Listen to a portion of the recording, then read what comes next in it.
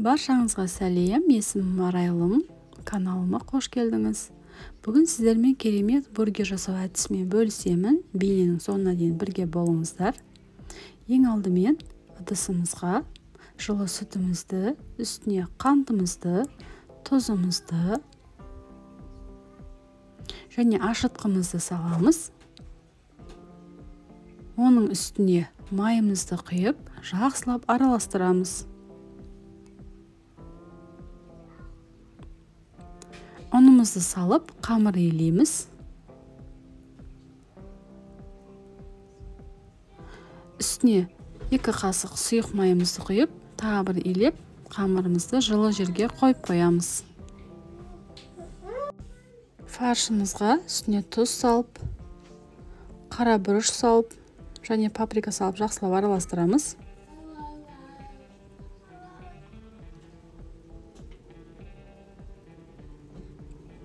Осындай домалақ формаға салып, фарштарымызды дайындап аламыз. 20 минутқа холодильникке қойып алыңыздар. Одан кейін қуырып бастаймыз.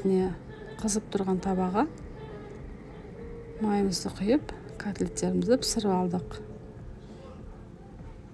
6 бөлікке бөліп, булочкаларымызды пісіріп алатын боламыз. Достар, менің каналым сіздерге пайдалы болып жатса, каналыма тіркеліп, лайк басып, комментарий қалдыруды ұмытпаңыздар. Жұмыртқаның сарысын жағып, күнжетімізді сеуіп, қызып тұрған пеште булочкаларымызды пісіріп аламыз. Соусымызды дайындау үшін ең алдымен майонезімізді және кетчупымызды салып, араластырып қойып қоямыз. Міне біздің булочкаларымыз пісті, жұмсақ.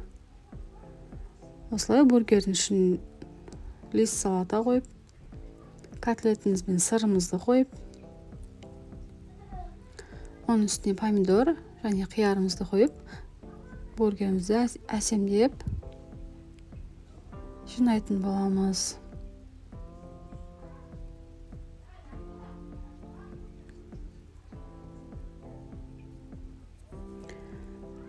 Осымен біздің бургеріміз дайын. Жасап көріңіздер, өте дәмді, керемет болып шығады.